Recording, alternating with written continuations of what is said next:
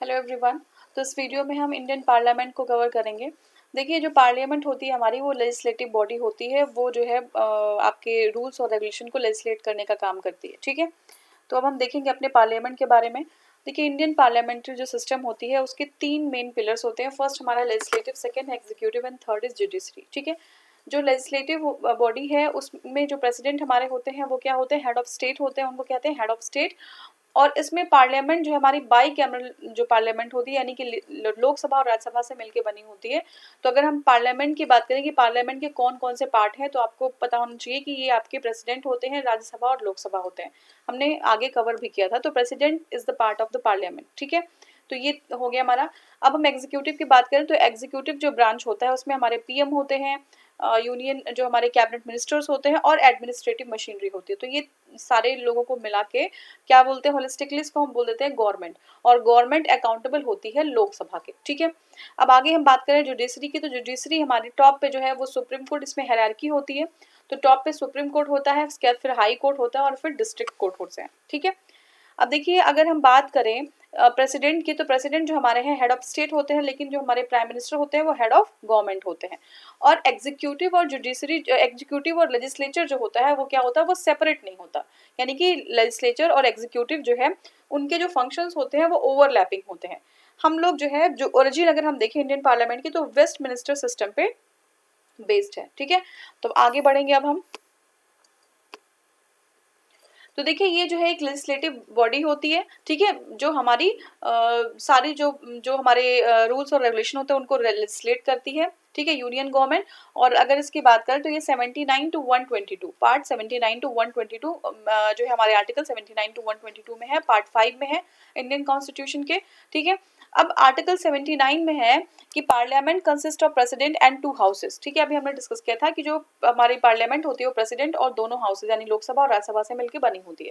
But ये कहाँ पे मेंशन है, ये आर्टिकल 79 में है। ठीक है, तो ये आर्टिकल आपसे डायरेक्टली पूछ लेंगे कि आर्टिकल जो है किस आर्टिकल में दिया हुआ है कि हमारे प्रेसिडेंट और जो है दोनों हाउस लोकसभा और राज्यसभा ये जो है पार्लियामेंट के पार्ट है। ठीक है, तो ये हमारे आर्टिकल 79 में है। ठीक है, अब क्या है, Lok Sabha is known as the house of people. ठीक है, लोकसभा को हम क्या बोलते हैं, हाउस ऑफ पीपल। इसकी मैक्सिमम लेंथ जो है वो 550 हो सकती है। कितनी, 550। और अभी प्रेजेंट टाइम की बात करें तो 543 जो है इसमें। ठीक है, मेंबर्स। और स्टेट के जो है आपके 524 और यूनियन टेरिटरीज के 19। स्टेट के 524 एंड यूनियन टेरिटरीज के 19 मेंबर्स हैं। Out of 550 members 550 members 530 members are representative of states. ये जो 550 मेंबर्स हमने बात की किसकी, जो हमारे लोकसभा होते हैं उसमें से 530 मेंबर्स जो होंगे वो स्टेट के जो है रिप्रेजेंटेटिव होंगे। 20 मेंबर्स जो होंगे वो रिप्रेजेंटेटिव होंगे यूनियन टेरिटरीज के। और आपका अगर प्रेसिडेंट की ओपिनियन, अगर प्रेसिडेंट ये कहते हैं कि जो हमारे एंग्लो इंडियंस हैं उनका रिप्रेजेंटेशन, उनकी कम्युनिटी का रिप्रेजेंटेशन नहीं है, तो ये नॉमिनेट कर सकते हैं 2 लोगों को as the Anglo Indian community members. ठीक है, लोकसभा में। लेकिन इस रिगार्ड में अब कुछ अरेंजमेंट्स किए गए हैं एंग्लो इंडियन कम्युनिटी के लिए। ठीक है, और क्या किया गया है कि उसको डिसकंटिन्यू कर दिया गया है। ठीक है, एंग्लो इंडियन कम्युनिटी का जो है आपका रिप्रेजेंटेशन था उसको अब डिसकंटिन्यू कर दिया गया है। ये आर्टिकल हमारा 120 40 100 हाँ 104 ये हमारा जो है आपका आर्टिकल है 104।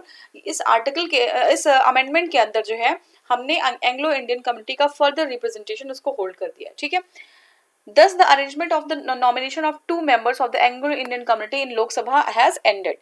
अब एलोकेशन अगर हम स्टेट वाइज की बात करें सीट्स की, तो Lok Sabha is based on the census 1971। ठीक है, 1971 के सेंसस पे है कि जो हम जो है स्टेट वाइज जो एलोकेशन करते हैं जब इलेक्शन होता है, तो 1971 के सेंसस पे है। अब 84th कॉन्स्टिट्यूशनल अमेंडमेंट 104 याद रखिएगा, एंग्लो इंडियन की जो आपका रिप्रेजेंटेशन था उसको खत्म किया गया है। 84th कॉन्स्टिट्यूशनल अमेंडमेंट एक्ट 2001, इसमें कहा गया है कि next assessment shall be held by the year 2026। ठीक है, 2026 तक 1971 के ही जो हमारा सेंसस है उसी के अकॉर्डिंग काम होता रहेगा। 2026 के बाद जो है फिर आगे सोचा जाएगा कि कैसे जो है इसको करना है। ठीक है, अभी फिलहाल 2026 तक यही चलेगा। अब देखिए, लोकसभा में states are allocated seats on the basis of the population. ठीक है, पॉपुलेशन के हिसाब से सीट्स को एलोकेट किया जाता है, कहाँ पे, स्टेट्स में। ठीक है, अगर हम नॉर्मल लाइफ की बात करें लोकसभा की, तो ये 5 साल होती है। ठीक है, नॉर्मल की बात कर रहे हैं, 5 ईयर्स होती है। ठीक है। जैसे ही जब उनकी फर्स्ट मीटिंग होती है वहीं से काउंट करना शुरू करते हैं और 5 साल के लिए जो है अपने ये जो है इनका लाइफ रहता है। लेकिन जो है इसको प्रेसिडेंट कभी भी डिसॉल्व कर सकते हैं, ठीक है। प्रेसिडेंट जो है डिसॉल्व कर सकते हैं इसको किसी भी टाइम पे, ठीक है। Under the article 352 Lok Sabha can be extended during the time of the national emergency, ठीक है। तो अभी हमने कहा नॉर्मल लाइफ कितनी है 5 ईयर्स है, प्रेसिडेंट को बीच में भी डिसॉल्व कर सकते हैं। साथ में 352, ठीक है, आर्टिकल 352 के तहत Lok Sabha can be extended during the time of national emergency. अगर कोई ऐसे नेशनल इमरजेंसी की सिचुएशन है तो लोकसभा को क्या कर दे सकता है, एक्सटेंड कर दिया सकता है for 1 year at a time, ठीक है। इसको कितनी भी बार, ठीक है, इसमें है नहीं, आप उसमें लक्ष्मीकांत पढ़ेंगे तो इसमें बोलेंगे कि कितनी भी बार इसको हम 1 साल के लिए एक्सटेंड कर सकते हैं, बट 1 साल के लिए सिर्फ एक बार, ठीक है ना, एक बार में 1 साल के लिए। इसके बाद अगर आप जितने टाइम चाहें उतने टाइम एक्सटेंड कर सकते हैं, लेकिन नेशनल इमरजेंसी होनी चाहिए। अगर नेशनल इमरजेंसी नहीं है, समाप्त हो चुकी है, तो आपको 6 मंथ्स के अंदर जो है आप क्या करना पड़ेगा, ये कंटिन्यू नहीं रहेगा, एक्सटेंशन कंटिन्यू नहीं रह पाएगा। 6 मंथ के अंदर आपको जो अल्टरनेटिव अरेंजमेंट है वो करना पड़ेगा, ठीक है। The qualification of a person in order to be elected as a member of Lok Sabha, ठीक है, क्या क्वालिफिकेशन होनी चाहिए अगर लोकसभा का मेंबर किसी को बनना है तो उसकी क्वालिफिकेशन पहला तो ये होना चाहिए कि वो सिटीजन होना चाहिए। किसका? सिटीजन होना चाहिए, इंडिया का, ठीक है। दूसरी बात हम देखें तो he must not be less then 25 years, ठीक है। तो उनकी एज जो है 25 साल वो पूरा कर लेना चाहिए, 25 साल से कम नहीं होना चाहिए। तीसरी कंडीशन क्या है, ये जो है ओथ और जो सब्सक्राइब टू एन ओथ, ठीक है, यानी कि वहाँ पे जो ओथ लेना चाहिए उनकी पोस्ट के लिए, उनकी जो मेंबर है वो ओथ वो ले, ठीक है। और लास्ट में क्या है, ये जो है आपका क्वालिफिकेशन उतनी होनी चाहिए जो पार्लियामेंट कहती है किसी मिनिस्टर के होने के लिए, मेंबर ऑफ पार्लियामेंट के होने के लिए, जो वो कहते हैं जो क्वालिफिकेशन, वही क्वालिफिकेशन उनकी होनी चाहिए। तो लोकसभा के मेंबर्स के लिए 4 कंडीशन है। पहली, सिटीजन होना चाहिए, 25 साल से कम नहीं होना चाहिए, और वो ओथ को जो है जिस तरीके से ओथ है वो ओथ लें। और लास्ट हमारा है कि वो पार्लियामेंट का जो क्वालिफिकेशन है मेंबर होने के लिए लोकसभा के, वो जो है क्राइटेरिया उनको फुलफिल करना होगा। तो ये जो है कुछ हमारे, अब देखिए आर्टिकल 93 में, ठीक है, आर्टिकल 93 में याद रखिएगा जो आर्टिकल 79 टू आर्टिकल 122, ठीक है, ये जो है याद रखिएगा, ये आर्टिकल 79 टू 122 ये हमारा जो है पार्लियामेंट से रिलेटेड है। आर्टिकल 93 की बात करें तो speaker and deputy speaker is elected by the Lok Sabha, ठीक है। तो स्पीकर जो होंगे हमारे और डेप्यूटी स्पीकर होंगे, दोनों ही जो है लोकसभा के जो मेंबर्स होंगे उन्हीं में से जो है चुने जाएंगे, ठीक है, इलेक्ट किए जाएंगे। अब देखिए suspension of Lok Sabha is called by the speaker whereas the prorogation, अब ये चीज बहुत इंपॉर्टेंट है। अगर हम सस्पेंशन की बात करें, लोकसभा के सस्पेंशन की बात करें, तो ये कौन करेगा, ये स्पीकर करेंगे। बट 2 चीजें हैं, प्रोरोगेशन और डिसोल्यूशन, ठीक है। प्रोरोगेट करना उनको जो है एक जब वो मिलेंगे एक साथ, और डिसॉल्व करना, ये सारा काम जो है ये प्रेसिडेंट के हाथ में रहेगा। बस याद रखिएगा कि सस्पेंशन सिर्फ जो है सस्पेंशन ये हमारे स्पीकर करेंगे, बाकी प्रोरोगेशन और डिसोल्यूशन ये प्रेसिडेंट ऑफ इंडिया करेंगे। अब आर्टिकल 94B, आर्टिकल 93 में जो है ये दिया गया है कि जो स्पीकर हैं और डेप्यूटी स्पीकर हैं वो जो अपने मेंबर्स होते हैं उन्हीं के द्वारा चुने जाएंगे। 94B में speaker of the Lok Sabha I trust his resignation in writing to deputy speaker और वाइस वर्सा, ठीक है। डेप्यूटी स्पीकर स्पीकर को दे देंगे, ठीक है, और स्पीकर जो है अपना रेजिग्नेशन डेप्यूटी स्पीकर को दे देंगे, ठीक है। तो ये हो गया। Speaker of Lok Sabha is remove from his office by, कैसे रिमूव कर सकते हैं, बाय ए रेजोल्यूशन, ठीक है। अगर इस लिए एक रेजोल्यूशन पास कर दिया गया है कि लोकसभा जो है के जो स्पीकर हैं उनको रिमूव किया जाए, और कैसे रेजोल्यूशन होगा, all the members of Lok Sabha, सारे जो मेंबर्स है, majority of all the members of, by the majority of all the members of Lok Sabha, ठीक है। तो ऐसा रेजोल्यूशन जो है shall not be moved until 14 days advance notice given to जो हमारे स्पीकर्स होंगे, ठीक है। यानी कि स्पीकर को 14 दिन पहले जो है एक नोटिस देना पड़ेगा, और नोटिस क्या, उसमें जो है मेजॉरिटी के जो मेंबर्स होंगे हमारे लोकसभा के, वो जो है क्या करेंगे, एक रेजोल्यूशन पास करेंगे कि किसी जो है हमारे स्पीकर को हटाना है। बट अगर रेजोल्यूशन पास भी कर दे रहा है और 14 डेज का नोटिस नहीं दे रहा तो कोई मतलब नहीं रह जाएगा उस रेजोल्यूशन का, ठीक है। तो 14 डेज के पहले का नोटिस देना जो है स्पीकर को ये अनिवार्य है, ये इट इज मस्ट, ठीक है। नेक्स्ट है, while the resolution of the removal of the speaker and the deputy speaker is under consideration, both can not preside but both have right to speak and take part in the proceeding of the house, ठीक है। अब देखिए अगर ऐसा resolution pass हो गया है speaker या डेप्टी स्पीकर किसी के लिए भी, तो अगर जब तक वो कंसीडरेशन में है, ठीक है, तो ये जो है क्या करेंगे, प्रिसाइड नहीं, प्रिसाइड मतलब क्या होता है कि वो मतलब चेयर पे बैठ के वो प्रिसाइड नहीं कर सकेंगे, ठीक है, वो प्रिसाइड नहीं करेंगे, यानी कि प्रेसिडेंट या चेयरमैन जो है वो नहीं रह पाएंगे, ठीक है, लेकिन फिर भी उनको राइट टू स्पीक, ठीक है, स्पीकर बोलने का अधिकार और प्रोसीडिंग में पार्टिसिपेट करने का अधिकार होगा, ठीक है, बट प्रिसाइड नहीं कर पाएंगे। While the proposal of the removal of the speaker and the deputy speaker is in process, both the speaker and deputy speaker have right to vote in the first instance, ठीक है। अब ध्यान रखिएगा, यहाँ पे थोड़ा सा ट्रिक है। देखिए क्या होता है कि स्पीकर और डेप्टी स्पीकर जब उनका जो है ये कंसिडरेशन में चल रहा है, रिमूवल का प्रोसेस चल रहा है, तो ये क्या करेंगे, वोट, राइट टू वोट दे देंगे, बट कब देंगे, ये फर्स्ट इंस्टेंस में देंगे। जब इक्वलिटी ऑफ वोट्स होगा उस केस में ये वोट नहीं दे पाएंगे, फर्स्ट इंस्टेंस में वोट दे देंगे। The speaker of the Lok Sabha uses his casting vote only in the case of tie, ठीक है। जो लोकसभा होते हैं, लोकसभा के स्पीकर होते हैं, वो अपना कास्टिंग वोट तब देते हैं जब टाई का केस आ जाता है, ठीक है। अब लोकसभा जो है, लोकसभा सेक्रेटरीट डायरेक्टली काम करती है किसके अंडर, हमारे लोकसभा के स्पीकर के अंदर, ठीक है। तो लोकसभा का जो सेक्रेटरीट होता है वो लोकसभा स्पीकर के अंतर्गत काम करता है। According to the general elections, pro tem speaker administer the oath the newly members, ठीक है, न्यूली इलेक्टेड मेंबर्स। अब देखिए क्या होता है कि एक होते हैं प्रोटेम स्पीकर, ठीक है। प्रोटेम क्या होता है, प्रोटेम मतलब होता है कि अब मान लीजिए कोई लोकसभा है, नहीं, ठीक है, अभी जो है कुछ अलॉट नहीं किया गया, कौन स्पीकर है कौन डेप्टी स्पीकर है, कुछ ऐसा है नहीं, तो एक नया इसमें से कोई एक मेंबर को प्रोटेम स्पीकर बना दिया जाता है। जो ओल्डेस्ट मेंबर होते हैं, ये हमारा कन्वेंशन है, तो उनको प्रोटेम बना दिया जाता है। प्रोटेम क्यों, क्योंकि हमारे जो मेंबर्स हैं उनको जो है ओथ जो है वो दिला सके, ठीक है, तो इसलिए जो है प्रोटेम स्पीकर बनाया जाता है। अब देखिए अब देखिए नई लोकसभा की, हमने न्यू लोकसभा की बात की। न्यू लोकसभा जो है,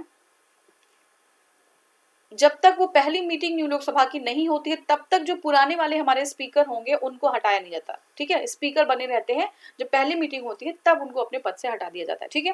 तो देखिए, as provided by the constitution, speaker of the last Lok Sabha vacate his office immediately before the first meeting of the newly elected Lok Sabha. पहली मीटिंग हो जाए, ठीक है, उसके पहले ही उनको हटा दिया जाता है, लेकिन पहली मीटिंग ऑर्गेनाइज होने तक वो जो है अपने पोस्ट पे रहेंगे। Therefore the president appoints a senior member. कौन अपॉइंट करता है, ये भी आप ध्यान रखिएगा। प्रेसिडेंट अपॉइंट करते हैं एक सीनियर मेंबर को, जो प्रोटेम स्पीकर होता है, ठीक है। तो ये प्रेसिडेंट करेंगे, आप याद रखिएगा, ये स्पीकर नहीं करेंगे। तो स्पीकर बहुत ज्यादा ये रहता है कि स्पीकर कर देंगे, तो स्पीकर नहीं करता, ये प्रोटेम स्पीकर को प्रेसिडेंट अपॉइंट करते हैं। Article 85(1) empowers the president to summon each house of the parliament if thinks fit, ठीक है। तो आर्टिकल 85(1) में क्या है कि प्रेसिडेंट अगर सही समझते हैं तो क्या करेंगे, वो समन कर लेंगे ईच हाउसेज, यानी दोनों हाउस समन कर लेंगे, बुला लेंगे दोनों हाउसेज, लोकसभा और राज्यसभा को। अगर उन्हें लगता है कि कोई ऐसा जो है मुद्दा है या कोई ऐसा जो है आपका इवेंट है, जो एक हमारा पर्टिकुलर जो पार्ट हमारा है, यानी लोकसभा और राज्यसभा, वो जो है यूनानिमसली वो डिसीजन नहीं ले पा रहा, तो दोनों को बुला लिया जाएगा। जब वो ऐसा प्रेसिडेंट के निगाहों में सही रहेगा, प्रेसिडेंट सोचेंगे हाँ ये ठीक है, तो बुलाया जाएगा, ठीक है। If any case the interval between the two consecutive sessions of the house cannot be more than 6 months, ठीक है। यानी कि जो हमारी लोकसभा है वो साल भर में 2 बार तो जरूरी मिलनी चाहिए, ये मस्ट है, ये जो है दिया हुआ है। साल भर में 2 बार क्यों, क्योंकि 6 मंथ्स का गैप बता रहे हैं, उससे ज्यादा नहीं होना चाहिए, तो 12 मंथ्स में 2 बार मिलना जरूरी है, ठीक है। तो 6 मंथ से ज्यादा गैप नहीं होना चाहिए। 10 as per the constitution it is mandatory for the Lok Sabha to meet at twice a year according to article 103। सो जो है हमारा 103 ईयर्स में क्या है, कोरम की बात किया गया। एग्जाम में आता है कि कोरम कहाँ पे मेंशन है, तो आर्टिकल 103 में, ठीक है, ऑफ लोकसभा एंड राज्यसभा। तो ये जो है 1/10 होना चाहिए, लोकसभा और राज्यसभा दोनों में, ठीक है। 1/10 जो जितने मेंबर्स हैं उनका 10वां भाग जो है वो अगर आ जाता है तो कोरम, हम समझते हैं कि चलो कोरम हो गया है, ठीक है। अब the total members of the respective houses, Uttar Pradesh has the most members, सबसे ज्यादा मेंबर कहाँ पे, 80 मेंबर्स उत्तर प्रदेश में है। फॉलोड बाई महाराष्ट्र, कितने हैं, 48 हैं, ठीक है। बंगाल में 42 है। Recently the limit of the election expenses of the Lok Sabha constituency has been increase, ठीक है। अभी जो है पैसा खर्च करने का जो है आपका लिमिट था किसका, लोकसभा कॉन्स्टिट्यूंसी का, वो इंक्रीज कर दिया गया, वो 70 लाख कर दिया गया। और विधानसभा के लिए जो है वो कर दिया गया 28 लाख रुपए, ठीक है। अब हम पहले जो है पहला कौन था ये हम इसकी बात करेंगे। तो पहले लोकसभा जो हमारी फर्स्ट लोकसभा थी वो हेल्ड हुई थी 25 अक्टूबर 1951 से लेके 21 फरवरी 1952, ठीक है। इलेक्शन हुआ था, ठीक है। इलेक्शन कब से स्टार्ट हुआ था, 25 अक्टूबर 1951, याद रखिएगा, 25 October 1951 to 21 February 25 October 1951 to 21 February 1952। The election were conducted for 489 seats, कितने सीट्स के लिए, 489 सीट के लिए, 489 सीट्स। फर्स्ट मीटिंग जो लोकसभा की हुई थी वो हुई थी 13 मई 1952, 13 मई 1952 में, याद रखिएगा। दो चीज़ें याद रखनी है, 25 अक्टूबर 1951, ठीक है, से 21 फरवरी 1952। और दूसरा हमारा है जो पहली मीटिंग हुई थी लोकसभा की वो 13 मई 1952 में हुई थी। गणेश आपका Vasudev Mavalankar became the first speaker of the Lok Sabha. तो पहले स्पीकर आप लोग को पता ही होगा कि गणेश वासुदेव मावलंकर थे, वो पहले स्पीकर थे और वो जो है अपनी डेथ तक वो पोस्ट पर है, 27 फरवरी 1956 तक वो अपने पोस्ट पर है, ठीक है। एम अनंत अयंगर, ठीक है, M Ananth Ayyangar was the speaker for the remaining tenure of first Lok Sabha, ठीक है। तो इनके बाद अगर पूछ ले गणेश वासुदेव मावलंकर सबको पता होता है, लेकिन उनके डेथ के बाद कौन रहा, तो अनंत अयंगर, एम अनंत अयंगर, ठीक है। ये जो है आपका ये रिमेनिंग टाइम के लिए जो है आपका लोकसभा के स्पीकर बने रहे, ठीक है। In 1954 the no confidence motion was brought against the first speaker of the Lok Sabha GV Mavalankar, ठीक है। तो जीवी मावलंकर के अगेंस्ट पहले जो स्पीकर थे जिनके अगेंस्ट नो कॉन्फिडेंस मोशन लाया गया था, और कौन लाया था, by JB Kripalani and 21 other members of Lok Sabha, ठीक है। जेबी कृपलानी जी ने और 21 मेंबर्स ने जो है एक नो कॉन्फिडेंस मोशन लाए थे, किसके अगेंस्ट, जो हमारे स्पीकर थे जीवी मावलंकर, और ये पहला केस था नो कॉन्फिडेंस मोशन का। लेकिन ये इसको जो है फॉर्चुनेटली इसको रिजेक्ट कर दिया गया था, किसके द्वारा, लोकसभा के द्वारा। First deputy speaker of the Lok Sabha was M.A. Ayyangar Tirupati, ठीक है। तो डेप्यूटी स्पीकर हमने देखा मावलंकर जी थे, और डेप्यूटी स्पीकर जो है M.A. अयंगर तिरुपति थे। कौन थे, M.A. अयंगर तिरुपति थे।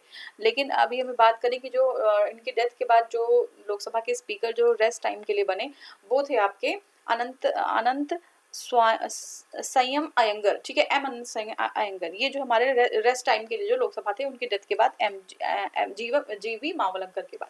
और अगर हम डिप्टी स्पीकर की बात करें तो डिप्टी स्पीकर हमारे M.A. अयंगर तिरुपति थे। कौन थे, M.A. अयंगर तिरुपति थे।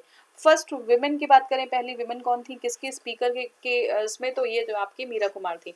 और अभी प्रेजेंट टाइम में जो हमारा चल रहा है वो 17th जो है हमारा लोकसभा है, और इसमें ओम बिरला जी जो है क्या है, वो स्पीकर हैं, ठीक है। तो ये हमारा पूरा हमने कवर किया। अब इसको एक बार फिर से देखेंगे। तो देखिए पार्लियामेंट जो हमारा है वो मेंशन है आर्टिकल 79 टू 122, ठीक है, 122, ये चीज़ इंपॉर्टेंट है, याद रखिएगा, 79 टू 122 और पार्ट 5 में है, ठीक है, पार्ट 5 में है। आर्टिकल 79 में क्या दिया हुआ है, आर्टिकल 79 में दिया है कि इन जो हमारी पार्लियामेंट होती है प्रेसिडेंट, लोकसभा और राज्यसभा से मिलकर बनी होती है, ठीक है।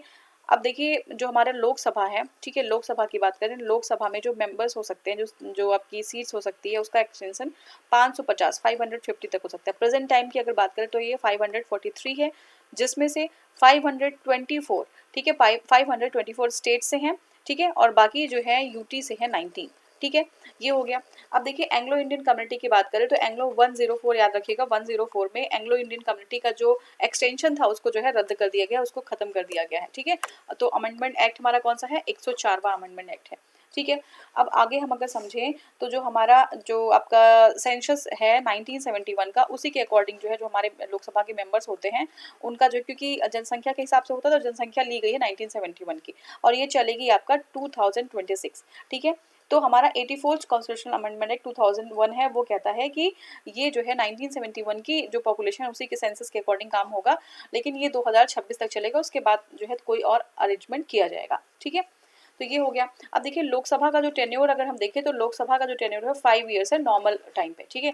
लेकिन अगर नेशनल इमरजेंसी आ जाती है तो देखिए 5 ईयर्स है, लेकिन प्रेसिडेंट इसको बीच में भी डिसॉल्व कर सकते हैं। नेशनल इमरजेंसी के केस में 1 ईयर में जो है एक टाइम पे एट अ टाइम 1 ईयर इसको इंक्रीज किया सकता है, ठीक है, और ऐसे ही करके इसको कितनी बार भी इंक्रीज किया सकता है। तो ये आपका हो गया लोकसभा के बारे में, ठीक है। अब देखिए अगर लोकसभा के जो हमारे लोकसभा के जो मेंबर्स होते हैं उनका जो हम अगर देखें कि उनकी क्या क्या क्वालिफिकेशंस होनी चाहिए, तो पहला ये सिटीजन होने चाहिए, ठीक है, फर्स्ट है सिटीजन होना चाहिए। दूसरा है कि उनकी जो एज होनी चाहिए वो नॉट लेस देन 25 ईयर्स होनी चाहिए, ठीक है। थर्ड हमारा क्या हो जाता है, थर्ड है कि वो ओथ जो है जो ओथ है उस वो ओथ को लें। फोर्थ हमारा क्या है, फोर्थ है कि इनकी क्वालिफिकेशन होनी चाहिए जो है पार्लियामेंट डिसाइड करती है किसकी होने के लिए, लोकसभा के मेंबर होने के लिए, ठीक है। अब ये चीज़ हो गई। अब नेक्स्ट देखते हैं। अब देखिए जो हमारे स्पीकर होंगे, ठीक है, स्पीकर और डेप्यूटी स्पीकर होंगे, वो जो है किसके, लोकसभा के जो मेंबर्स होंगे उन्हीं के बीच से चुने जाएंगे, ठीक है, स्पीकर एंड डेप्यूटी स्पीकर। और ये कहाँ पे दिया है, आर्टिकल 93 में, ठीक है, आर्टिकल 93 में, याद रखिएगा आर्टिकल 93 में दिया है कि जो स्पीकर्स और डेप्यूटी स्पीकर्स होंगे वो जो है लोकसभा के मेंबर्स के बीच से ही चुने जाएंगे, ठीक है। अब 94B की बात करें, आर्टिकल 94B की बात करें तो इसमें मेंशन किया गया है कि ये जो हमारे स्पीकर होंगे लोकसभा के, ठीक है, स्पीकर होंगे वो अपना रेजिग्नेशन डेप्यूटी स्पीकर को देंगे और डेप्यूटी स्पीकर स्पीकर को देंगे, ठीक है। ये कहाँ पे है, आर्टिकल 94B में है। तो ये हो गया। अब देखिए मान लीजिए स्पीकर हैं, अगर स्पीकर के रिमूवल की बात की जा रही है, इनको रिमूवल की बात करें तो ये जो है आपका क्या होगा, रेजोल्यूशन पास किया जाएगा, मेजॉरिटी ऑफ लोकसभा के जो हमारे मेंबर्स होंगे, ठीक है, मेजॉरिटी ऑफ लोकसभा के मेंबर्स होंगे उनके द्वारा रेजोल्यूशन पास किया जाएगा। बट ये रेजोल्यूशन 14 डेज के अंदर, कितना, 14 डेज के अंदर जो है ये आपको 14 डेज के पहले ये इनको देना पड़ेगा हमारे किसको, स्पीकर को, ठीक है। अदरवाइज जो है ये रेजोल्यूशन पास नहीं माना जाएगा। तो ये आपका 14 डेज के प्रियर नोटिस देना पड़ेगा इनको, और रेजोल्यूशन जो पास किया जाएगा वो मेजॉरिटी ऑफ लोकसभा के मेंबर्स की होगी, ठीक है। तो ये हो गया। अब आपका जो है क्या होगा कि जो हमारे लोकसभा होते हैं, लोकसभा के जो हमारे स्पीकर हैं, अगर ये कंसिडरेशन किया जा रहा है इनके रिमूवल का, तो ये जो है क्या कर सकते हैं, ये प्रिसाइड नहीं कर सकते हैं, पहली बात तो प्रिसाइड नहीं करेंगे। दूसरा क्या है, ये पार्टिसिपेट कर सकते हैं, ठीक है, ये जो लोकसभा की जो आपकी बिजनेस होता है उसमें पार्टिसिपेट कर सकते हैं, उसमें बोल सकते हैं, ये अधिकार है इनको। अब कास्टिंग वोट देखिए, फर्स्ट इंस्टेंस पे वोट भी कर सकते हैं, हर बार अगर हम देखें तो वोट नहीं कर सकते, लेकिन यहाँ पे ये फर्स्ट इंस्टेंस पे, ठीक है, फर्स्ट इंस्टेंस पे ये वोट कर सकते हैं, लेकिन कास्टिंग वोट जो है वो नहीं करेंगे, ठीक है, कास्टिंग वोट नहीं करेंगे। तो ये हो गया आपका। अब देखिए अगर हम नई लोकसभा की बात करें तो अगर न्यू लोकसभा आ गई है तो न्यू लोकसभा में जो हमारे पुराने जो स्पीकर होंगे वो तब तक रहेंगे जब तक नई लोकसभा की फर्स्ट मीटिंग नहीं हो रही। जैसे ही फर्स्ट मीटिंग हो रही है उसके पहले ही इनको जो है पद मुक्त कर दिया जाएगा। तो ये हमारा जो है हो गया, ठीक है। अब देखिए अब यहाँ पे अगर हम बात करें 100 जो हमारा 103, ठीक है, इसमें कोरम की बात की गई है। कोरम के किसके, लोकसभा और राज्यसभा के, राज्यसभा और लोकसभा के। तो ये कोरम होता है 1/10, ठीक है, 1/10 कोरम होता है। अगर 100 लोग हैं तो 10 लोग अगर मौजूद हैं तो कोरम जो है समझ लीजिए हो गया उनका पूरा, ठीक है। तो ये हो गया। अब देखिए उत्तर प्रदेश में हमने देखा, यूपी में जो है, यूपी में सबसे ज्यादा जो है लोकसभा के जो है मेंबर्स हैं, 80 मेंबर्स आते हैं। महाराष्ट्र में कितने हैं, 48 आते हैं। और महाराष्ट्र के बाद जो है आपका बंगाल है, बंगाल में जो है शायद 43 नहीं 42 आते हैं बंगाल में, ठीक है, 42 आते हैं। तो ये आपका 42 याद रखिएगा। तो ये इतनी चीजें हैं, इतने में से क्वेश्चन पूछेगा। अब देखिए क्वेश्चन स्टार्ट करते हैं। फर्स्ट क्वेश्चन हमारा, what is the minimum age laid down for a person to be elected as the Lok Sabha member, ठीक है, to seek election of the Lok Sabha.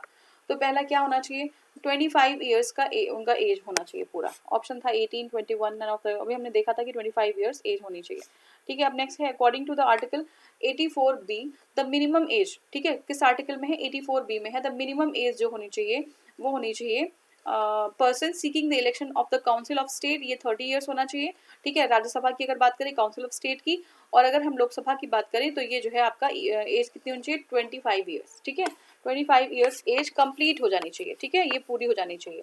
अब नेक्स्ट क्वेश्चन हमारा सेकंड क्वेश्चन है, in order to be chosen as the member of the Lok Sabha a person must not be less than age of, तो वही question है 25 years, ठीक है। अब नेक्स्ट क्वेश्चन देखते हैं, for election of Lok Sabha a nomination paper can be filled bye, ठीक है, लोकसभा के इलेक्शन के लिए nomination paper can be filled bye anyone residing in India, ठीक है, पहला है एनीवन रिसाइडिंग इन इंडिया। दूसरा है a resident of the constituency from which the election to be contested, ठीक है। तीसरा है any citizen of India whose name appears in the electoral roll of the constituency, और नेक्स्ट हमारा है citizen of India. तो ये सी वाला ऑप्शन सही हो जाएगा, ठीक है, any citizen of India whose name appears in the electoral roll of the constituency, ठीक है, उस कॉन्स्टिट्यूएंसी के इलेक्टोरल रोल में जो है इनका नाम हो, ठीक है, उनका नाम हो। तो ये हमारा जो है सही हो जाएगा, ठीक है। अब देखिए क्या है इसमें, अकॉर्डिंग टू सेक्शन 4D, ठीक है, section 4D of the representation of the people act 1951 for the election of the Lok Sabha a nomination paper can be filled by any citizen of India, ठीक है, किसी भी citizen of India whose name appears in the electoral roll of any parliamentary constituency, ठीक है, कोई भी citizen of India हो लेकिन उनका नाम जो है पार्लियामेंट्री कॉन्स्टिट्यूएंसी में हो, ठीक है, तो वो जो है क्या हो जाएंगे, वो एलिजिबल होंगे किसके लिए, जस्ट सेकेंड, इलेक्शन के लिए, ठीक है। नेक्स्ट हमारा है which one of the following is not correct with regard to the election of the Lok Sabha, कौन सा सही नहीं है ये बताना। ए हमारा elections are on the basis of the adult suffrage, ठीक है, एडल्ट सफरेज के बेसिस पे इलेक्शन होता है। दूसरा election commission is required to conduct the election, ठीक है। सी हमारा है electoral rolls are prepared under the direction and control of the president of India. और डी हमारा है on the request of the election commission the president is required to make available to the election commission for such staff as may be necessary for the discharge of his functions। अब देखिए इसमें पूछा है कि कौन सा सही नहीं है, ठीक है, तो सारा सही है, बस सी वाला जो हमारा है, सी ध्यान से देखिएगा, the electoral rolls are prepared under the direction of the and control of the president of India. तो ऐसा कुछ भी नहीं होता है, ठीक है, प्रेसिडेंट ऑफ इंडिया की कंट्रोल और उनके जो है कंट्रोल में, ठीक है, और उनके अंडर जो है हमारे जो डायरेक्शंस हैं या डायरेक्शंस हैं इलेक्टोरल रोल्स के, वो दिए जाते हैं, ये सही नहीं है, ये एक सही नहीं है। तो देखिए आर्टिकल हमारा 326 है, 326 आर्टिकल है Indian constitution, elections to the house of the people and the legislative assemblies of the states are held on the basis of the adult suffrage. तो पहला वाला जो है ये हमारा सही हो गया, एडल्ट सफरेज के बेसिस पे। और article 324 deals with the superintendence direction and control of the election to be vested in the election commission, और इसमें क्या लिखा था, प्रेसिडेंट। तो ये जो आर्टिकल 324 है उसमें दिया हुआ है कि सुपरिटेंडेंस डायरेक्शन और कंट्रोल जो है वो किसके हाथ में होता है, वो इलेक्शन कमीशन के हाथ में होता है। तो इसलिए हमारा जो सी वाला ऑप्शन होगा वो जो है क्या हो जाएगा, गलत हो जाएगा, ठीक है। अब नेक्स्ट देखते हैं इसमें। अब देखिए इसमें जो हमारा सी है वो रॉन्ग है, क्योंकि electoral rolls are prepared under the direction of the election commission given in article 324(1). Next question है, a candidate of the Lok Sabha polls loses his security amount if he does not get, ठीक है। अब देखिए कुछ लोकसभा जब election लड़ा जाता है तो जो मेंबर्स होते हैं, कैंडिडेट्स होते हैं, कुछ सिक्योरिटी डिपॉजिट करना पड़ता है, ठीक है, जिसको कहते हैं जमानत जो है देना, ठीक है। तो जमानत जो है वो उनकी जब्त हो जाती है अगर वो कितना वोट नहीं पाते हैं। तो देखिए ये है 1/3, ठीक है, 1/3, 1/4, 1/5 और नन ऑफ अबव। तो ये है नन ऑफ अबव, ठीक है। एक्सप्लेनेशन क्या है देखते हैं। देखिए any candidate who fails to secure more than 1/6, ठीक है, ऑप्शन में 1/6 था नहीं कहीं पे, तो अगर जो है ये सिक्योर नहीं कर पाते हैं, ठीक है, मोर देन 1/6 जो आपका वोट है वो सिक्योर नहीं कर पाते हैं, वैलिड वोट, तो उनकी सिक्योरिटी जो है वो डिपॉजिट उनकी वो क्या हो जाएगी, लूज कर देंगे, ठीक है। नेक्स्ट है the state wise allocation of the seats in Lok Sabha is based on 1971 census up to which year does this remain intact. देखिए ये मैंने बताया था, आर्टिकल जो हमारा कौन सा था, आर्टिकल 85, ठीक है, 85 में ये है 84 कॉन्स्टिट्यूशन अमेंडमेंट एक्ट, ठीक है, सॉरी ये कॉन्स्टिट्यूशनल अमेंडमेंट एक्ट 84 है, ठीक है। 84 में मेंशन है कि 1971 का जो आपका सेंसस है उसी के अकॉर्डिंग अभी इलेक्शन जो है हो रहे हैं, ठीक है, उसी को आधार मान के जो हमारी जो जनसंख्या है वो वही ली जा रही है, और ये चलेगा हमारा 2026 तक, ठीक है, 2026 तक, और ये है हमारा कॉन्स्टिट्यूशनल अमेंडमेंट एक्ट 84, ठीक है। तो देखिए 84, देखिए यहाँ पे है भी एक्सप्लेनेशन में दिया हुआ, 84th constitution amendment act 2001 made an amendment to the article 81(3), ठीक है, 81(3) in place of the year 2000 for the purpose of the allotment of the seats in the Lok Sabha of the people to any state 2026 should be substituted and shall not be amended till 2026 and to be constructed as a reference to the 1971 census for the allocation of the seat in Lok Sabha. यानी कि जो लोकसभा की जो seats है वो 2026 तक जो है वही 1971 के सेंसस के अकॉर्डिंग चलती रहेंगी। Next question, the 84th amendment act has frozen 84th amendment act has frozen the total number of existing seats in Lok Sabha on the basis of 1971 census. They shall remain unaltered till the first census to be taken after। तो ये हमारा है 2026। अभी हमने देखा था यही same question था, थोड़ा सा जो है लैंग्वेज चेंज कर दिया है। नेक्स्ट क्वेश्चन है maximum length of the Lok Sabha as stipulated in the constitution. तो स्टिपुलेटेड कितना है, तो देखिए कितना था 500। अब देखिए यहाँ पे ऑप्शंस हमारे पास हैं 547, 545, 552 और नन ऑफ अबव। तो देखिए इसमें सही ऑप्शन एक भी नहीं है, क्योंकि अभी हमने क्या देखा था कि जो मेंबर्स होने चाहिए वो हमारे लोकसभा में जो दिया गया है, देखिए Lok Sabha is the house of the people, its members are elected through the direct election, ठीक है। तो मैक्सिमम नंबर जो है ऑफ इट्स मेंबर्स वो जो है होना चाहिए 552, 530 स्टेट से और 20 फ्रॉम द यूनियन टेरिटरीज और 2 जो है एंग्लो इंडियन, ठीक है, लेकिन 2 एंग्लो इंडियन अब जो है 104 104वां जो कॉन्स्टिट्यूशन अमेंडमेंट एक्ट है उससे जो है समाप्त कर दिया गया, ठीक है। तो ये जो हमारा आर्टिकल 81 और 331 में मेंशन है। Arrangements of the nomination of the representative of the Anglo-Indian community in the Lok Sabha has not extended beyond the stipulated date 25th January 2020 by the Constitution 104th act जो हमारा है 2019 का, ठीक है। Thus it is its maximum length जो हमारा है 550 हो जाएगा, ठीक है। तो अब जब क्या था 552 हम लिखते थे कब, जब दो जो है एंग्लो इंडियन की बात की जाती थी, और ये ऑप्शन में भी था, लेकिन 552 आपको याद आता तो आप इसको लगा देंगे, लेकिन अब ऐसा नहीं होगा क्योंकि दो जो एंग्लो इंडियन का जो हमारे नॉमिनेशन की बात थी वो अभी कैंसिल कर दिया गया है, तो ये 550 होगा आंसर, ठीक है। नेक्स्ट क्वेश्चन है strength of the Lok Sabha was increase by 525 to 545 through which amendment act. तो देखिए 31st, ठीक है, जो स्ट्रेंथ थी लोकसभा की वो 525 थी, 552 थी, उसको इंक्रीज कर दिएगा 545 तक। कौन सा अमेंडमेंट था, तो ये 31st, ठीक है। 31st कॉन्स्टिट्यूशन अमेंडमेंट है 1973 increase the strength of the Lok Sabha from 525 to 545. The number of the members representing the states was increased from 500 to 525. ठीक है, 500 to 525, and number of the representing union territories was decreased by 25 to 20. ठीक है, तो union territories जो है वो decrease कर दिया गया, वो 25 से 20 कर दिया गया, ठीक है, वो और इसको इंक्रीज करके 525 कर दिया गया। तो ये था आपका। अब देखिए नेक्स्ट क्वेश्चन हमारा है consider the following statement.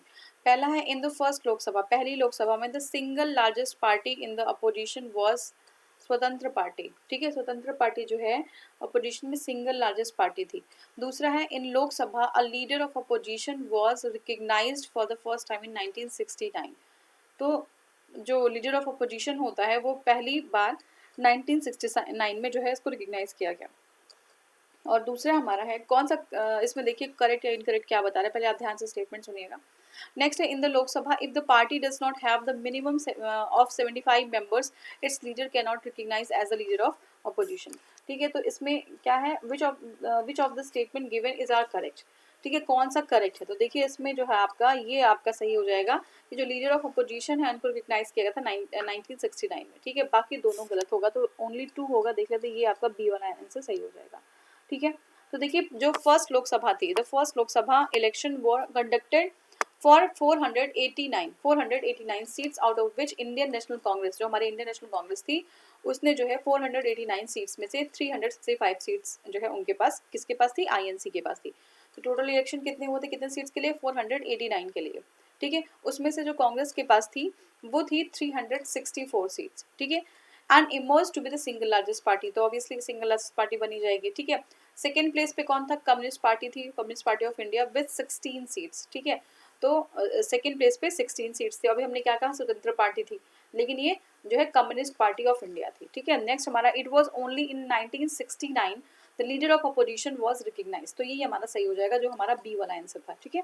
Till then the practice was to be called as a leader of party in opposition having the largest number of members, ठीक है, जिसके पास लार्जेस्ट नंबर थे मेंबर्स के, उनको जो है लीडर ऑफ अपोजिशन माना जा रहा था। लेकिन जो हमारा जो ईयर है 1969 में, वहाँ पे लीडर ऑफ अपोजिशन जो है वो पहली बार रिकग्नाइज किया गया था।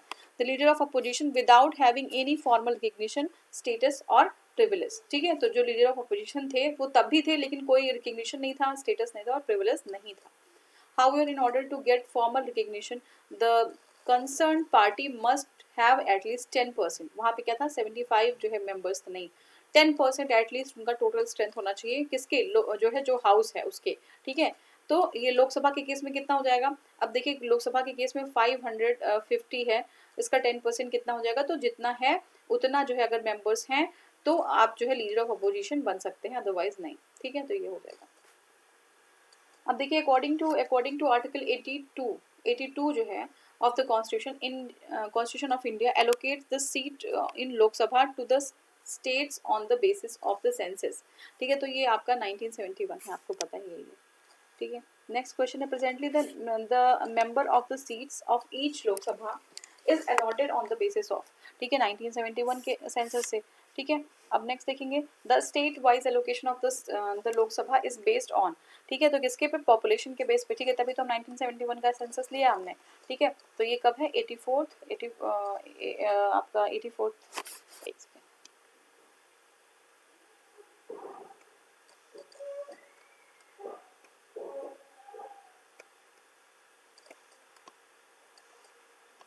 हाँ, तो ये हो गया आपका 1971 का सेंसस, ठीक है।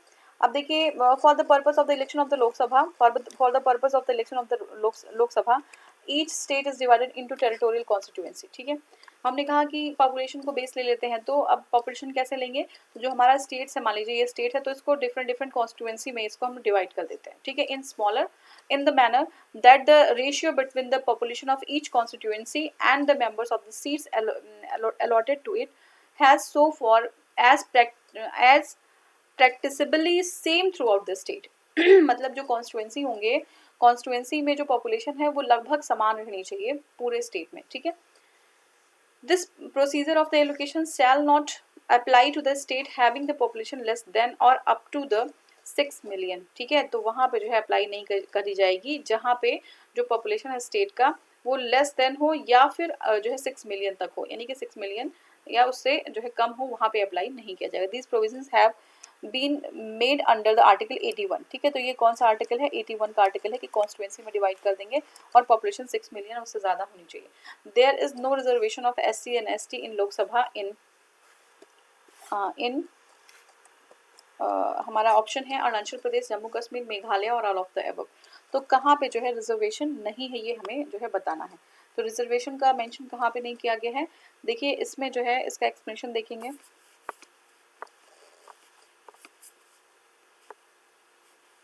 देखिए till 2008 there was no reservation for the schedule caste and the schedule tribes. 2008 तक कोई भी रिजर्वेशन नहीं था, कहाँ पे, अरुणाचल प्रदेश में, जम्मू कश्मीर में और Goa, Meghalaya, Nagaland, Sikkim. But now after delimitation in 2008 both the state of Lok Sabha for the state of Meghalaya has been reserved for the scheduled tribes, ठीक है। Andaman and Nicobar islands, Chandigarh, Puducherry are the union territories who are where no seats are reserved for the SCs and STs, ठीक है। तो ये जो हमारी UTs हैं जहाँ पे नहीं है at present, it is noteworthy that the following provisions have been made about the scheduled caste and scheduled tribes in the Union Territory of Jammu Kashmir by the Jammu Kashmir Reorganization Act 2019, ठीक है, ये हो गया। The seats shall be reserved for the scheduled caste and the scheduled tribes in the legislative assembly of the Union Territory of Jammu and Kashmir। देखिए जम्मू कश्मीर में भी है, मेघालय में है, कब से, आफ्टर डिलिमिटेशन जो है हमारा कब हुआ था, 2008 में।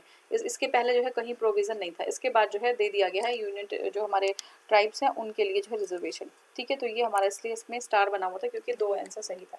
अब देखिए नेक्स्ट हमारा reservation of the seats for scheduled tribes in the Lok Sabha does not exist in the state of, ठीक है। Reservation of seats for scheduled tribe ST की बात कर रहे हैं लोकसभा में, जो है does not exist in the state, कहाँ पे नहीं है। तो देखिए ऑप्शन हमारा है केरला एंड तमिलनाडु, कर्नाटका एंड केरला। तो देखिए कर्नाटका में है, ठीक है, कर्नाटका में है, तमिलनाडु में नहीं है आपका, फिर से कर्नाटका, तो कर्नाटका में है।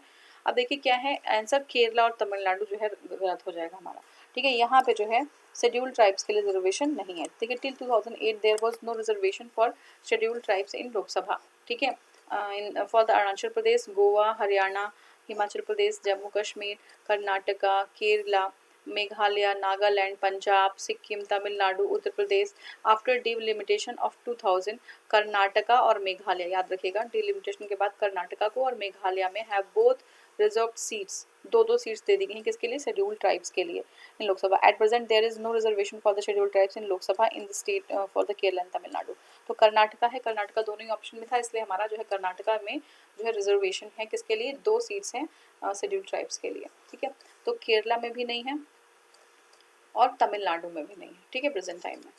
तो नेक्स्ट क्वेश्चन है, if the number of the seats allocated to the states in the Lok Sabha is 42, ठीक है। If the number of seats allocated to a state, एक स्टेट में सीट को एलोकेट किया गया in the Lok Sabha is 42, then the number of seats reserve for the scheduled caste in that state will be, ठीक है। Scheduled caste जो है वहाँ पे जो है उनका कितना जो है नंबर होगा ये आपको बताना है।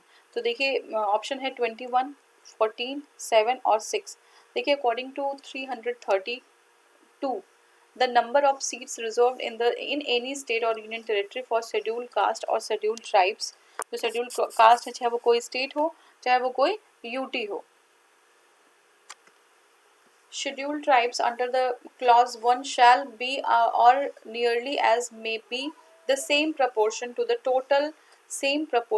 total member of seats, ठीक है, total number of seats उसी के proportion में होगा allocated to the state or UTs in लोक सभा in House of the People और लोक सभा as the population SC ST bears to the total population of the states और UT, मतलब उनके population के अकॉर्डिंग होगा ये 7% 4% नहीं, उनकी population जितनी होगी उसी के अकॉर्डिंग कर दिया जाएगा।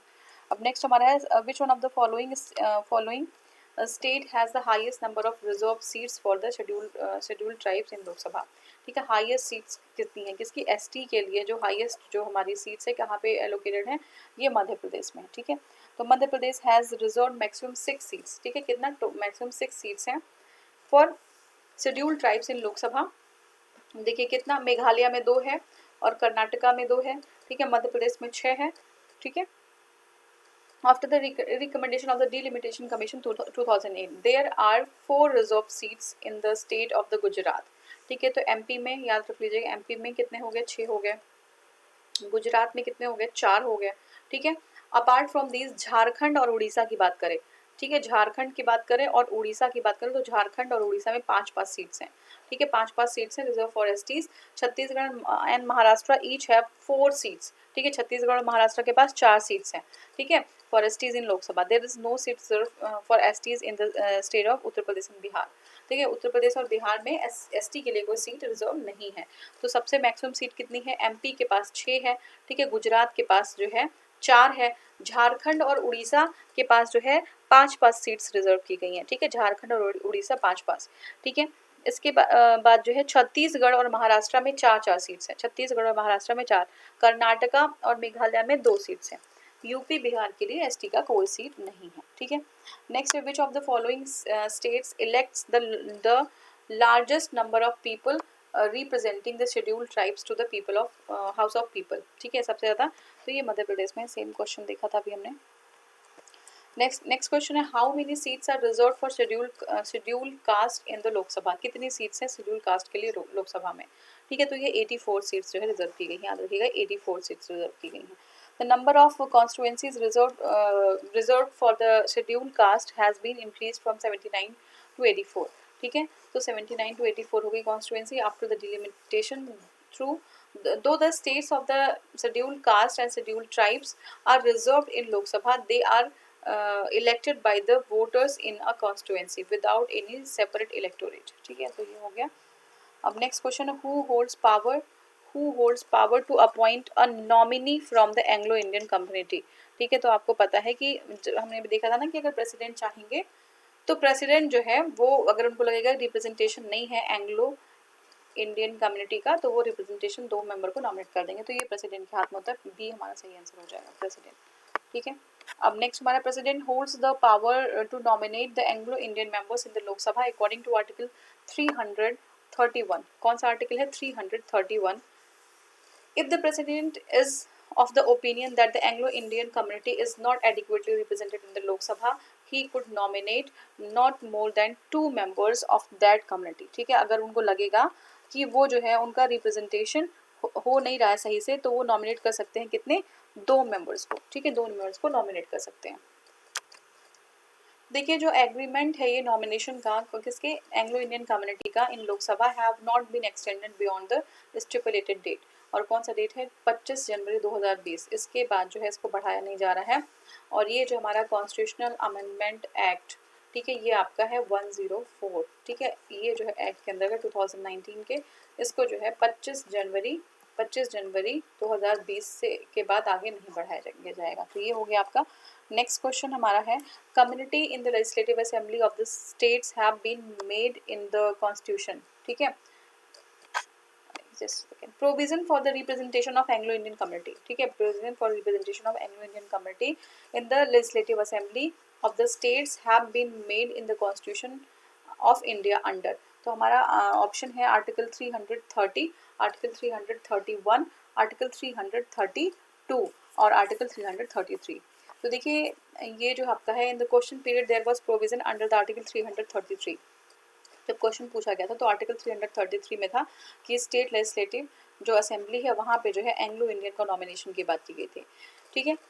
Of the Indian constitution that the governor of the states में if he is of his opinion that the Anglo-Indian community needs representation in the state assembly and not adequately represented therein, could nominate one member of the community to the assembly.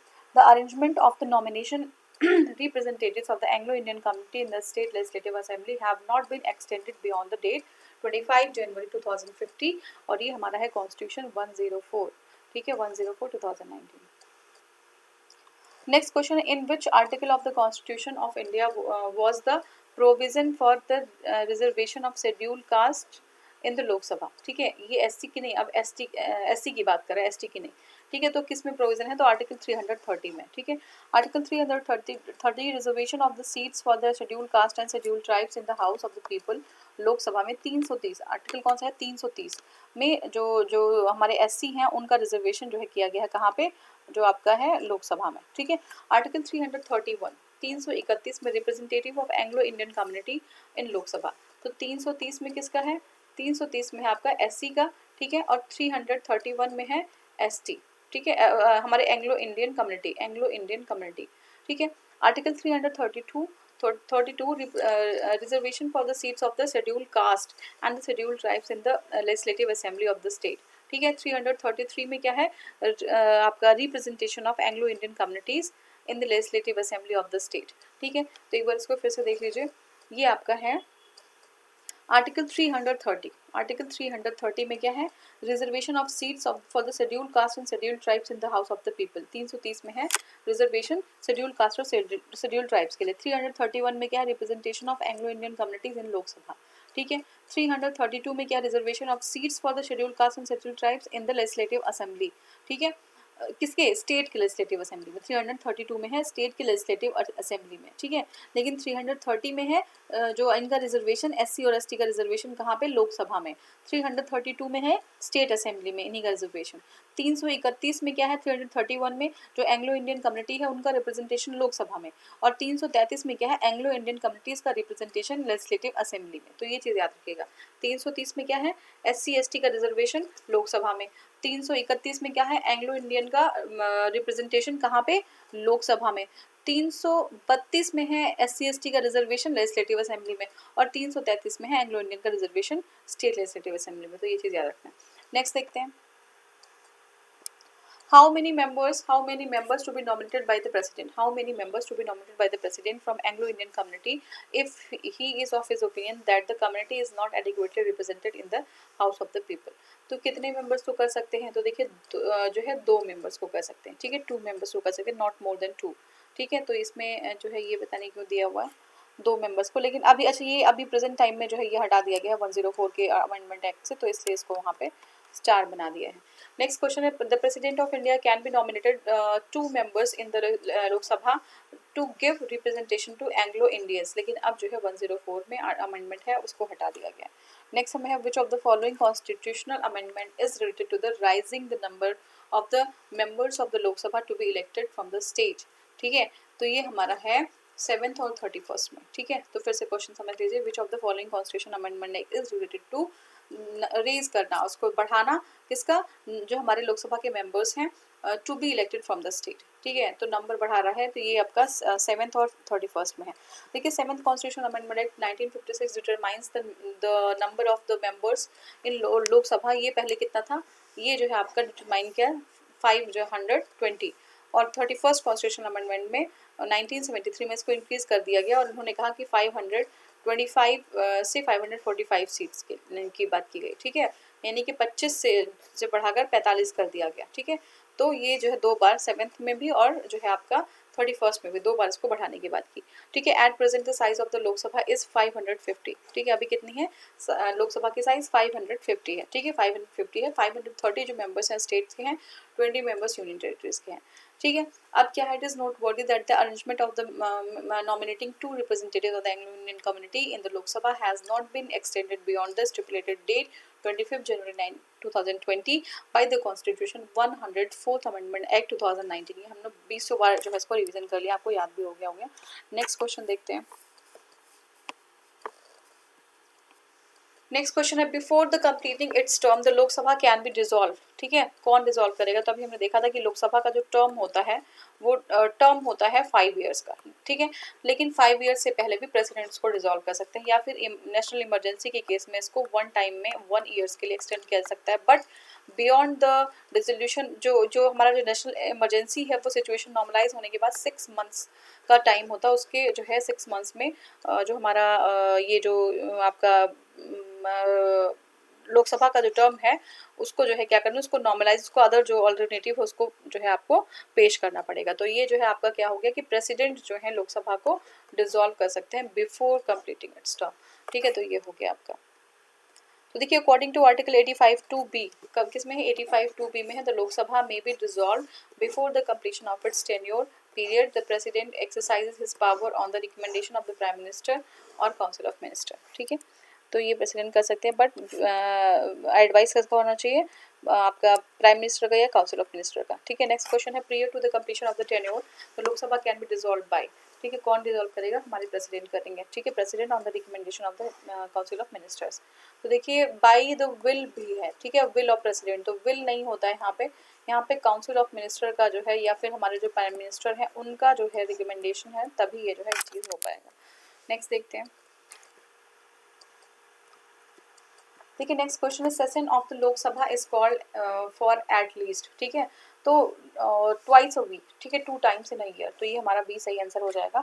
देखिए according to article 85(1) क्या है? President shall from time to time summon each house of the parliament to meet at such time and place as he thinks fit, but 6 months shall not pass between its last sitting in one session and date appointed for the first sitting in the next session। ठीक है, president ने क्या कहा कि जब भी time to time जो है वो समन कर सकते हैं हाउस, जो पार्लियामेंट का हाउस है, to meet at such time and place he thinks fit, कहीं भी जहाँ पे वो उनको टाइम जहाँ पे सुटेबल है, जहाँ पे वो जो है जो प्लेस है वहाँ पे वो मिल सकते हैं। बट उस मिलने का जो समय है, यानी कि अगर मान लीजिए आप जो है अभी मिल रहे हैं, मान लीजिए आज जो भी डेट है, ठीक है ना, आज के डेट में जो है मिल रहे हैं, मान लीजिए आज 1 जनवरी है। ठीक है, 1 जनवरी है, आज मिल रहे हैं और उसके बीच में मिल रहे हैं वो किसी और नेक्स्ट मंथ के लिए, मान लीजिए एक्स है, तो 1 जनवरी और एक्स के बीच का जो टाइम है वो जो है 6 मंथ से ज़्यादा नहीं होना चाहिए, ये कहने का मतलब है। ठीक है, नेक्स्ट हमारा what is the quorum of Lok Sabha in relation to its strength. तो कोरम जो है 1/10 होगा, चाहे वो लोकसभा हो चाहे राज्यसभा हो। कोरम कितनी होनी चाहिए? अपनी जो स्ट्रेंथ होती है उनकी, उसकी 1/10 होनी चाहिए। ठीक है, 1/10 तो रिप्रेजेंट है, तो कोरम है। Quorum is the minimum number. Quorum क्या है? कोरम हमारा मिनिमम नंबर होता है of the members required to be present in the house before it can transact any business. ठीक है, कोई भी बिजनेस करने के लिए पहला तो मेंबर होना चाहिए, कितना? 1/10 होना चाहिए, तभी जो है आगे वो काम हो पाएगा, नहीं तो फिर वो काम होगा नहीं उस दिन। ठीक है, तो ये हमारा प्रोवाइडेड कहाँ पे है? आर्टिकल 103 में है। ठीक है, 103 में है कि कोरम जो है 1/10 होना चाहिए, अदरवाइज बिजनेस कंडक्ट नहीं हो पाएगा। The quorum to constitute a meeting of either house of the parliament, चाहे लोकसभा चाहे राज्यसभा हो, उसके लिए कितना होना चाहिए? ये जो आपका 1/10 होना चाहिए, total number of the members of the house. ठीक है, नेक्स्ट है quorum of the Lok Sabha and Rajya Sabha is कितना है? ये 1/10 है। ठीक है, सी है 1/10। ठीक है, नेक्स्ट क्वेश्चन है what is the quorum to constitute the meeting of Lok Sabha. What is the quorum to constitute a meeting of Lok Sabha? ये आपका है 1/10 of the total members of the house. ठीक है, कितना है? 1/10 of the total members of the house. ठीक है, next हमारा है the maximum number of Lok Sabha can be. कितना होना चाहिए मैक्सिमम नंबर? 550। पहले कितना था? 552 लिखते थे हम, लेकिन ये 550 होगा। ठीक है, according to article 81 of the Indian constitution the maximum number of the members on the Lok Sabha can be 550, 530 from the states and 20 from the union territories according to article 331, notwithstanding anything in article 81, the president, if he is of his opinion that Anglo-Indian community is not adequately represented in Lok Sabha, could nominate not more than 2 members of that community to the Lok Sabha. ठीक है, there are currently 543 members in the Lok Sabha, 524 from the state and 19 from the union territories. It is noteworthy that the arrangement of the nomination of the 2 representatives of the Anglo-Indian community in the Lok Sabha have not been extended beyond the stipulated date 25th January 2020 by the Constitution 104 Act 2009। ये चीज़ याद हो गई होगी आपको। तो ये हो गया आपका। अब देखिए नेक्स्ट क्वेश्चन है, the provision for the representation of Anglo Indian community in the Lok Sabha has been made in the constitution under the article. ठीक है, तो representation, the provision for the representation of Anglo Indian community, ये जो है provision कब बनाया था, तो article 200, article 121, article 139, article 221 and article 331। तो क्या कह रहे हैं कि the provision for the representation of the Anglo Indian community in Lok Sabha has been made in the constitution in under which article. ठीक है, तो ये जो है आपका कौन से आर्टिकल में, देखिए अब क्या है, इसको 104 से इसको जो है बंद खत्म कर दिया गया है, लेकिन कौन से आर्टिकल में ये प्रोविज़न किया गया था, तो ये प्रेसिडेंट, देखिए हमारे प्रेसिडेंट जब उनको लगता था कि जब ये जो हमारा एंग्लो इंडियन कम्युनिटी है इनका रिप्रेजेंटेशन नहीं हो रहा है, तो ये लोकसभा में था, तो आर्टिकल एक बार आप देखिएगा कौन सा आर्टिकल है, ये 33 क्वेश्चन का। और नेक्स्ट हमारा what is the current number of the members of Lok Sabha, अभी प्रेजेंट में कितने हैं, 543 मेंबर्स हैं, 543 टोटल, 554 हो सकते हैं, 43 अभी हैं। In the general election 2019 the election for 543 Lok Sabha constituencies was held, out of this how many Lok Sabha constituencies are from the states. ठीक है, तो देखिए जनरल इलेक्शन 2009 में elections for 543 Lok Sabha constituencies were held, out of these how many Lok Sabha constituencies are from the states, तो ये आपका 530। ठीक है, कितना है, 530। नेक्स्ट हमारा है the union territories get representation in, तो कहाँ पे यूनियन टेरेटरी रिप्रेजेंटेशन होता है उनका, both houses of the parliament. ठीक है, यहाँ पे ऑप्शन है लोकसभा, राज्यसभा और बोथ, तो ये दोनों में ही होती है, बोथ राज्यसभा एंड लोकसभा। तो union territory get representation in both houses of the parliament. Delhi has 3, ठीक है, Delhi has 3, Puducherry has 1 and Jammu Kashmir has 4 members in the Rajya Sabha. ठीक है, तो दिल्ली में कितने हैं, 3 हैं, पुडुचेरी में 1 और जम्मू कश्मीर में 4 मेंबर्स हैं राज्यसभा के। What can be the maximum representation from the union territories और to the Lok Sabha, maximum representation कितना होना चाहिए, 20 होना चाहिए। ठीक है, 550 हमने देखा था, तो 530 जो है वो स्टेट से होने चाहिए और 20 जो है वो यूनियन टेरिटरी से, तो ये कितना होना चाहिए, 20 मेंबर्स जो है यूनियन टेरिटरी से जो है रिप्रेजेंट कर सकते हैं लोकसभा में। ठीक है, अब नेक्स्ट हमारा क्वेश्चन है,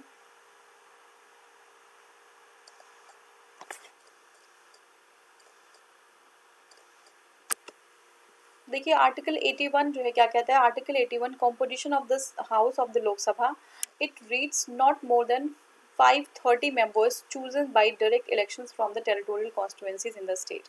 ठीक है, not more than 20 members to represent the union territories chosen in such a manner as parliament में बाय द लॉ प्रोवाइड। ठीक है, तो ये जो है आर्टिकल 81 जो हमारा है ये बताता है कि जो कंपोजिशन कैसा होना चाहिए। ठीक है, तो उन्होंने कहा कि 530 मेंबर्स जो है वो स्टेट से और 20 मेंबर्स से ज़्यादा जो नहीं होने चाहिए हमारी यूटी से। ठीक है, तो ये हो गया। नेक्स्ट क्वेश्चन हमारा है, the sitting house of the people may be terminated bye.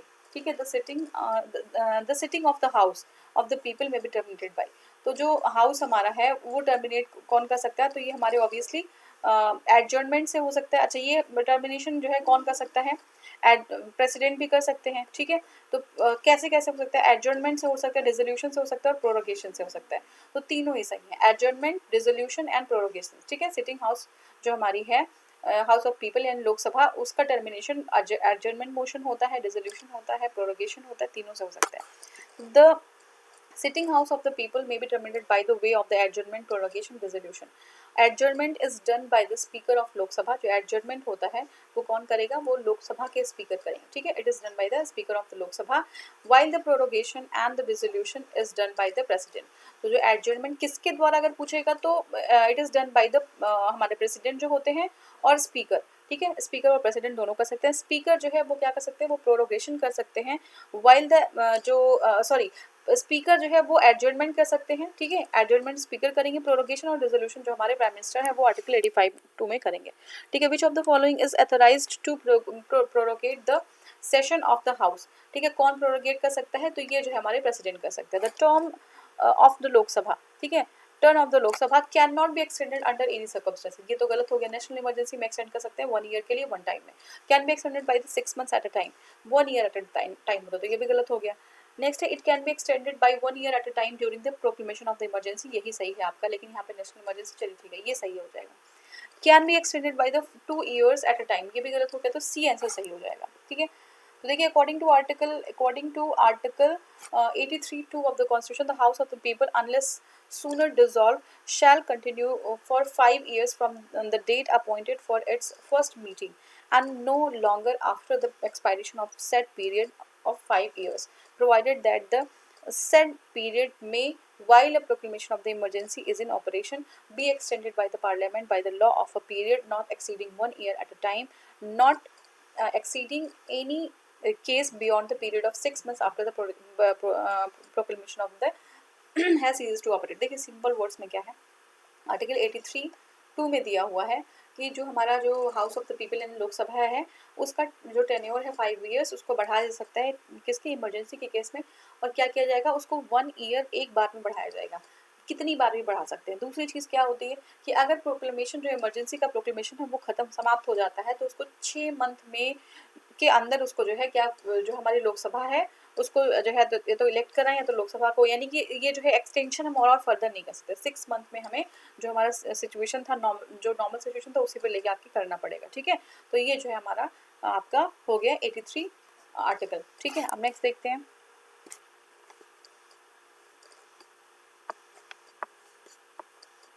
अब नेक्स्ट हमारा tenure of which house, tenure of which Lok Sabha was about 6 years, कौन से लोकसभा का टेन्योर 6 years था, 5th Lok Sabha, 7th Lok Sabha, 9th Lok Sabha, 11th Lok Sabha, 13th Lok Sabha, ई भी है।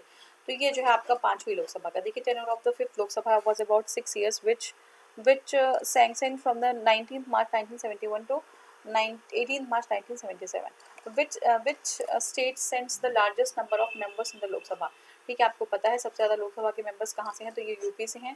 यूपी से कितने हैं, तो यूपी से हैं आपके 80 मेंबर्स हैं, ठीक है। और उसके बाद ये मैं पढ़ूंगी नहीं, आपको बताना है कि महाराष्ट्र से कितने हैं, उड़ीसा से कितने हैं, छत्तीसगढ़ से कितने हैं, झारखंड से कितने हैं, ये आपको जो है कमेंट सेक्शन में बताना है, ठीक है। नेक्स्ट हमारा है in India which state has the largest representation in the Lok Sabha and Rajya Sabha, ठीक है। कौन से स्टेट का है, तो ये यूपी का है, अभी हमने देखा, ठीक है, यूपी का है।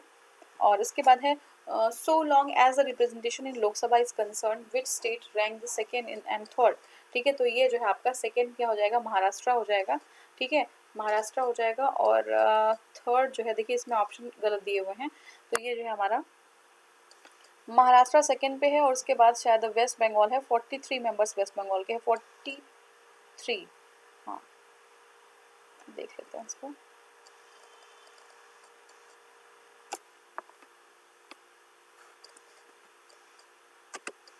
तो देखिए इसमें आंसर भी दिया हुआ है टिल द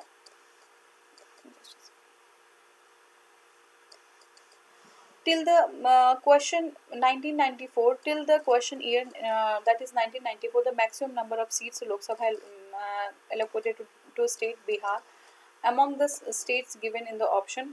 अब जो है 2000 में in the year 2000 the 3 new states were created at present the status of representation in Lok Sabha given below। First हमारा है यूपी 80 सीट के साथ, और सेकेंड हमारा है महाराष्ट्र 48 सीट के साथ, थर्ड है वेस्ट बंगाल 42 सीट्स के साथ, फिर हमारा है बिहार 40 सीट्स के, फिर तमिलनाडु है 39, और फिर मध्य प्रदेश है 29, ठीक है। फिर से याद रखिएगा, उत्तर प्रदेश में 80 सीट्स, महाराष्ट्र से 48 सीट्स, वेस्ट बंगाल से 42 सीट्स, बिहार से 40 सीट्स, तमिलनाडु से 39 एंड मध्य प्रदेश से 29 सीट्स, ठीक है। तो ये हो गया। नेक्स्ट क्वेश्चन है after the Uttar Pradesh the highest number of Lok Sabha seats have allotted to, ठीक है। यूपी के बाद कौन सा है, तो ये महाराष्ट्र है, ठीक है, महाराष्ट्र है 48 seat. How many Lok Sabha seats are allocated to the states of Rajasthan, Rajasthan में कितने हैं, 25, ठीक है। There are 25 seats allocated to the state of Rajasthan in the Lok Sabha, out of which 4 seats are reserved for the scheduled caste and 3 seats for scheduled tribes, ठीक है। तो 25 में से जो है इसमें शेड्यूल कास्ट के लिए 4 सीट जो है, 4 for schedule caste and 3 for schedule tribes, ठीक है, एसटी। तो 7 सीट ऐसे ही निकालते थे 25 में से, ठीक है। अब seats allocated to the Bihar in the house of the people is total of seats allocated to, ठीक है।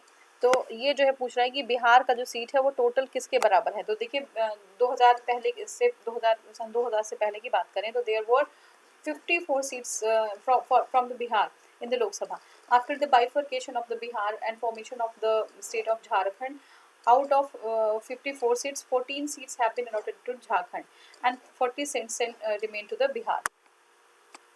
अब देखिए यहाँ पे 40 सीट्स किसी किसके बराबर होगा, तो Madhya Pradesh had the 40 seats, ठीक है, तो मध्य प्रदेश बिहार के बराबर हो गया। एंड असम जो है 14 है, ठीक है, असम 14 है, तो कितना हो गया 10। The number of the Madhya Pradesh and Assam जो है 54, ये पहले की बात कर रहे हैं, 2000 के पहले की सिचुएशन की बात कर रहे हैं, तो उसमें जो है बिहार को 54, लेकिन झारखंड के अलग होने के बाद 14 सीट चली गई, तो ये जो है अब अलग हो जाएगा। अब देखिए नेक्स्ट क्वेश्चन है, which one of the following pair of the states has equal seats in Lok Sabha.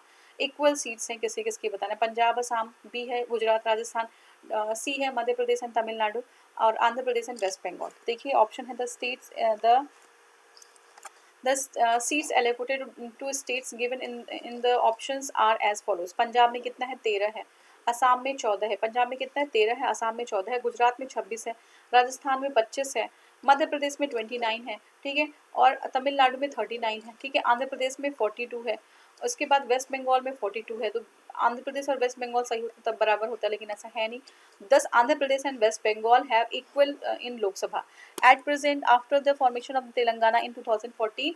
Out of 42 seats in of Andhra Pradesh 17 जो है ये तेलंगाना को दे दी गई हैं, तो अभी आंध्र प्रदेश में जो है टोटल सीट्स बची हैं 25, ठीक है। Which of the following is not pair is not correctly match, कौन सा करेक्टली मैच नहीं है। आंध्र प्रदेश जो है ये आपकी 42 सीट्स हैं, असम की 13 हैं, ठीक है, तो असम में 13 सीट्स नहीं है। असम की सीट्स कितनी थी, असम की 14 थी आई थिंक, एक बार इसको कंफर्म कर लीजिएगा कितनी सीट्स हैं असम में।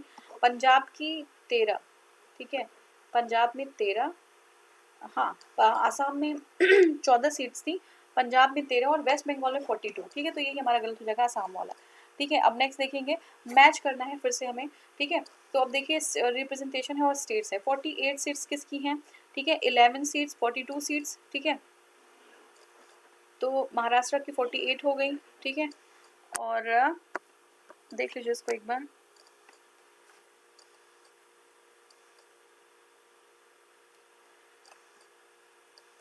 देखिए महाराष्ट्र में जो है ये 48 सीट हो गई, तमिलनाडु में 39 हो गई, तेलंगाना में 17 सीट्स हो गई, आंध्र प्रदेश की 25 सीट्स हैं, ठीक है, आंध्र प्रदेश में कितनी है 25 सीट्स हैं, ठीक है, फिर तेलंगाना की 27 तेलंगाना में 17 सीटें हैं, तमिलनाडु में 39 हो गई, तमिलनाडु में कितनी 39 सीट्स हैं, महाराष्ट्र में 48 सीट्स हैं, ठीक है, छत्तीसगढ़ से आती हैं 11 सीट्स हैं, और वेस्ट बंगाल से 42 आती हैं, उत्तर प्रदेश से 80 आती हैं, बिहार से 40 आती हैं, जो पहले कितनी थी, पहले जो है आप ये बताइएगा बिहार में 2000 से पहले कितनी सीट्स थी, ठीक है, झारखंड में कितनी सीट्स दे दी गई, मध्य प्रदेश में 29 सीट्स हैं, उत्तर प्रदेश है highest number of the representation that is 80 इन लोकसभा, और छत्तीसगढ़ जो स्टेट पब्लिक सर्विस है kept this question under the consideration, पता नहीं क्यों कंसिडरेशन में रखा हुआ था इसने, ठीक है। अब नेक्स्ट क्वेश्चन हमारा है, from which of the following states 2 members of the Lok Sabha are elected, 2 members elected, Tripura से जो है लोकसभा के 2 मेंबर्स है। Among the above option Tripura is the state from where 2 members of the Lok Sabha are elected, ठीक है, त्रिपुरा से 2 मेंबर हैं।